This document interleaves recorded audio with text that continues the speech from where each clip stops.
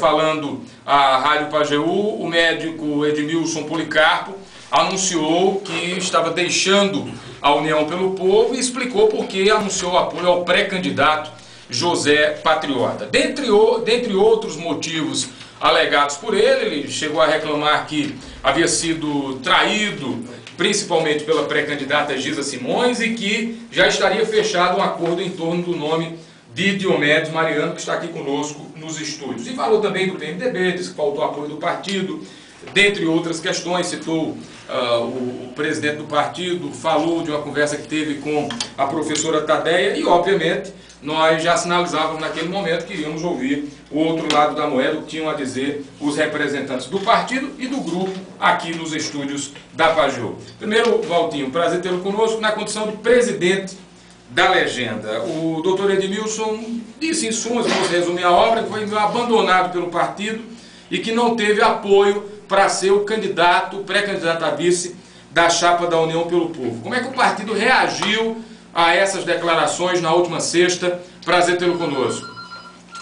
Bom dia, Neu Júnior. Bom dia, Fernando, Diogo, Pedro, Dona Tadeia, Mariael, Celso Macário, seu Pedro, seu Gonzaga, Tito, enfim, todos que fazem a Pajeú e todos os ouvintes.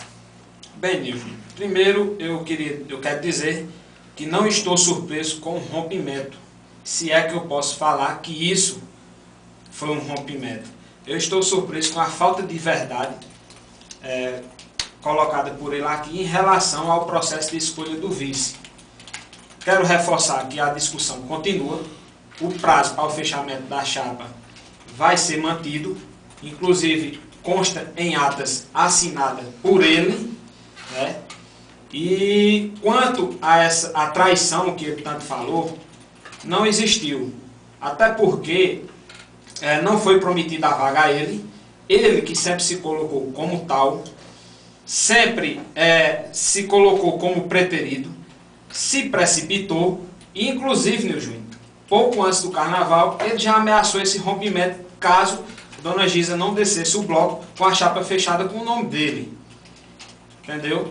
Então, nós estamos muito tranquilos. O partido sempre o defendeu, até que a gente conhecesse a verdadeira personalidade política dele. Quando ele chegou no PMDB, para você ter uma ideia, nós já tínhamos o nome de Franco como pré-candidato, e ele me pressionou a pedir a retirada do nome de Franco. Conversei com Franco, Franco humildemente retirou, entendeu? E então, como eu já afirmei, estou muito tranquilo em relação a isso. O processo está sendo conduzido de forma democrática, que inclusive não acabou, vai até o prazo acertado, como eu coloquei. Enfim.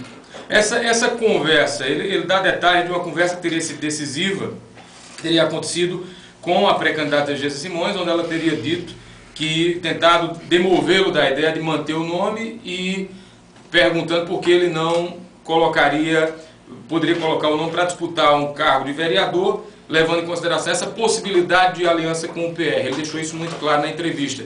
Professora Tadeia, essa conversa realmente existiu? Qual é a versão que o PMDB, que o grupo aí, já falando como o grupo também dá, a essa conversa que ele garante ter tido com a pré-candidata Gisa, que teria solicitado dele a retirada do nome para disputar uma vaga à Câmara? Prazer tê-la conosco também. Bom dia a todos aqui presentes, cumprimentando mais uma vez. E aos ouvintes da Rádio Pajeú. Faz 15 dias hoje, no dia 7 de maio, que o doutor Edmilson procurou Pedro Marinho, porque amigo dele, era um dos simpatizantes do seu nome, para dizer que havia se retirado do processo, que havia sido traído, e contar dessa conversa que teve com a prefeita, a pré-candidata Gisa. Muito magoado, dizia ele que foi traído, e Pedro ficou de conversar com Gisa e dar uma resposta a ele. Na quarta-feira, Pedro me procurou, porque uma vez que ele estava muito magoado com o Valtinho, me procurou para irmos à casa do Eládio, para uma reunião com ele e Liliane e os familiares dele. Elaine não estava, estava viajando, mas estava presente Lúcia e Elaine, sua filha. À noite, eles conversaram mais da metade do tempo. Desabafaram, se mostrou bastante magoado, dizendo que estavam juntando as peças do quebra-cabeça e que Giza tinha conversado com ele, dizendo que o processo, que ele entendia que o processo havia terminado. E naquele momento nós tentamos convencê-lo de que o processo não terminou. Essa conversa que Giza estava tendo uma conversa com todos os pré-candidatos, porque não vai poder ter 3 pré-candidatos nem 4, só vai ter um vice, não é, na chapa. E o que nós tentamos dizer a ele foi isso, que não havia sido concluído o processo. Ele cita mais de uma vez na entrevista que teve uma conversa com a senhora, né? E chegou a dar alguns detalhes dessa conversa. O que a senhora poderia repassar? Ele transcreveu tudo que foi conversado, da forma como foi conversado, ou a senhora apresenta uma outra versão para esse diálogo que tiveram? Olha, Júnior, ele disse que tem um AIS na manga. Eu não sei que carta é essa que ele tem na manga, porque nem de baralho eu gosto. Eu trabalhei conversando, tentando demover ele da ideia de se afastar do grupo, que a união, para a gente partir unido, marchar unido, que nós temos chance de vitória na campanha. E como ele falou na conversa dele, que alguém do grupo procurou para dizer que ele poderia ser um puxador de votos, candidato a vereador, poderia ou então assumir uma secretaria, e ele disse que de jeito nenhum seria candidato a vereador.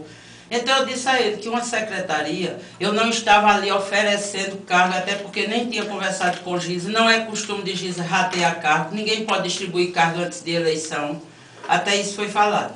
Mas que ela sendo vencedora da eleição, ele poderia pleitear uma secretaria, fazer um bom trabalho, como eu fui secretária, disse a ele que é um trabalho bom, porque a gente trabalha e vê o resultado, não é?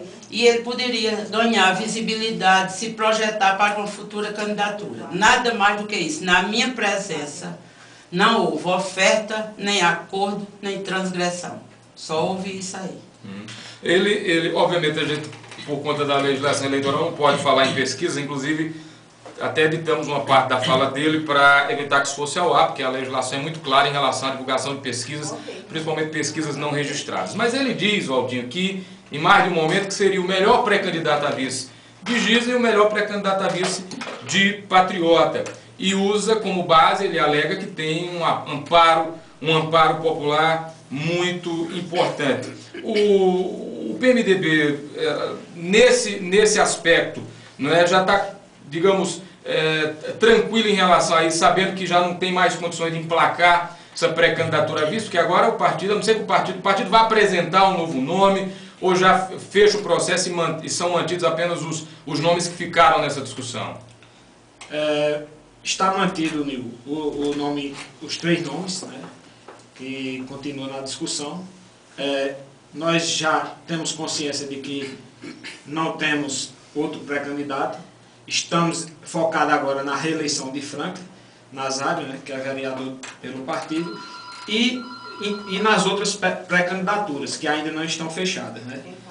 Gostaria de lembrar que, em relação aos critérios, que além da pesquisa, como ele citou muito, falta a sabatina e a escolha entre os presidentes, né?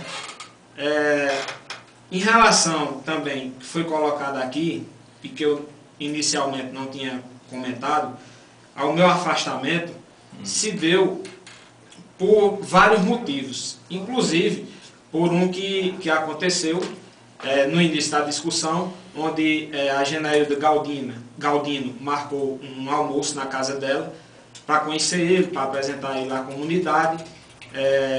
Ficou acertado dia, hora, tudo direitinho. A família acordou 4h30 da manhã, organizou tudo. Ele nem foi, nem deu satisfação. Isso me deixou bastante constrangido. No dia, a família me ligou desesperada, porque tinha muita gente, inclusive muitos idosos. Liguei 18 vezes para ele e para a esposa e nenhum retorno. Após alguns dias foi que ele passou por mim e falou que tinha viajado. Simplesmente